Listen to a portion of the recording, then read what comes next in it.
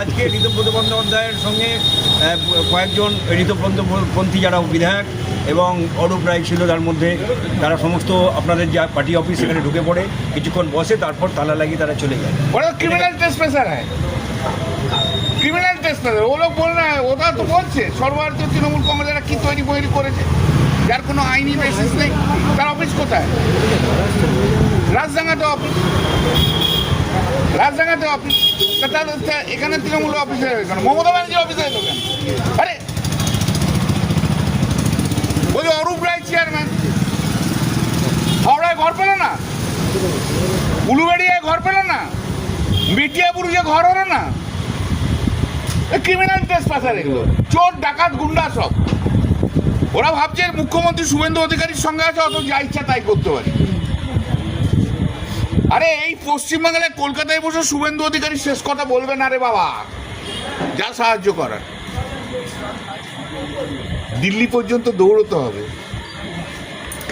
দেখিয়ে দেবো,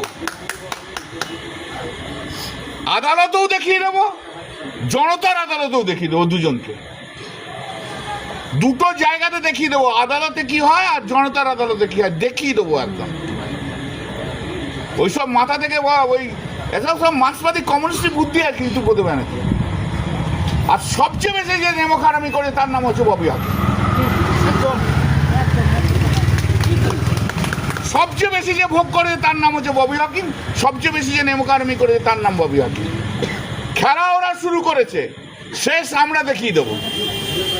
খেলা কিন্তু আমরা শুরু করিনি, খেলতে গেছে তো খেলা দেখিয়ে দেবো, খেলার শেষ দেখিয়ে দেবো। আদালতেও দেখাবো, জনতার আদালতেও দেখাবো। মানুষের কাছে যা, মানুষের কাছে যা, এর ঘর ওর ঘর না ঢুকে।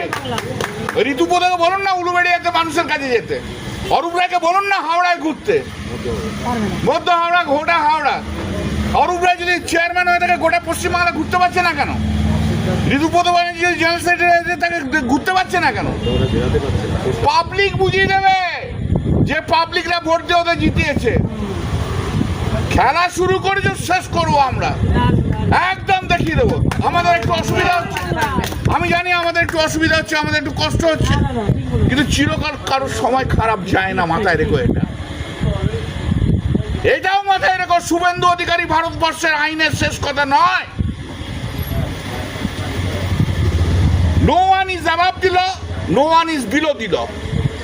Don't think you are above the law and do not think that we are below the law.